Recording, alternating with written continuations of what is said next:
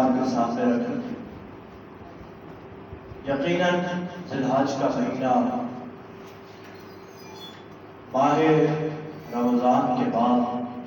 سب سے عظیم فضیلت کا مقام مرتبہ رکھتا ہے، سب سے بلند مقام مہینوں کے اندر رکھتا ہے۔ اور بعض لوگ محرم الحرام کے مہینے کو ماہ رمضان سے بھی افضل سمجھتے ہیں، اور وہ کس بنیاد کے اوپر سمجھتے ہیں یہ سب آپ جانتے ہیں کہ امام حسین رضی اللہ عنہ کو اس مہینے کے اندر شہید کر دیا گیا، اور وہ 9-10 کو ماتم بھی کرتے ہیں اور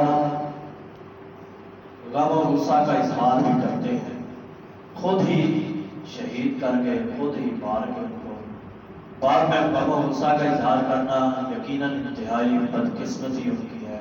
اور بے وقوفی کے اوپر ہے۔ ان سب چیزوں سے ہٹ کر انہوں نے ماہ رمضان سے بھی محرم الحرام کو زیادہ فضیلت دے دی ہے کہ محرم الحرام کے اندر نہ شادی کی جائے، نہ بیعت کیا جائے، نہ نکاح کیا جائے، ان ساری رسومات کو وہ حرام سمجھتے ہیں، حالانکہ ایسا کچھ بھی نہیں ہے۔ سیدہ میمونہ رضی اللہ عنہا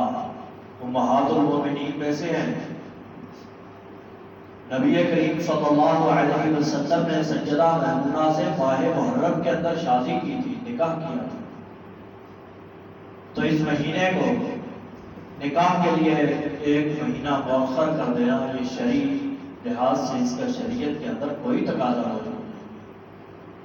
اپنے موضوع کی طرف آتا تھا کہ نماز عید الاضحیٰ کے بعد ایک عظیم سانحہ جو تقریباً رسول اللہ صلی اللہ علیہ وسلم کے جانے کے 22 یا 23 یا 24 برس بعد میں پیش آیا، وہ ہے شہادت سیدنا عثمان ذی النورین رضی اللہ تعالیٰ عنہ 18 ذی الحج کو بڑی بے دردی کے ساتھ، بڑی مشکلیں اور صعوبتیں دے کر سیدنا عثمان ذی النورین کو ظالم اور کافروں نے شہید کر دیا۔ یقیناً آج سیدنا عثمان رضی اللہ عنہ کو اس وقت شہید کیا گیا، لیکن اللہ نے ان کے تذکرے کو ایسے زندہ کیا کہ عید کے فوراً بعد جو خطبہ جمعہ آتا ہے،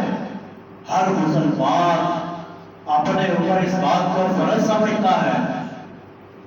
جو بھی ممبر رسول کے اوپر کھڑا ہوتا ہے کہ آج تذکرہ سیدنا عثمان رضی اللہ عنہ کی شہادت کا ہوا، اور ہونا بھی چاہیے۔ سیدنا عثمان رضی اللہ عنہ وہ عظیم شخصیت ہیں جن کے بارے میں جناب محمد رسول اللہ صلی اللہ علیہ وسلم نے فرمایا کہ اے عثمان، ایک بیٹی میں نے آپ کے نکاح میں دی ہے، اس کے بعد وہ نبی کریم صلی اللہ علیہ وسلم کی بیٹی فوت ہو جاتی ہے، وفات پا جاتی ہے۔ رسول اللہ صلی اللہ علیہ وسلم نے اپنی دوسری بیٹی کا نکاح بھی سیدنا عثمان رضی اللہ عنہ سے کر دیا، اور جس وقت دوسری بیٹی وفات پا گئی، رسول اللہ صلی اللہ علیہ وسلم نے فرمایا اے عثمان، تم اتنا حیا والا ہے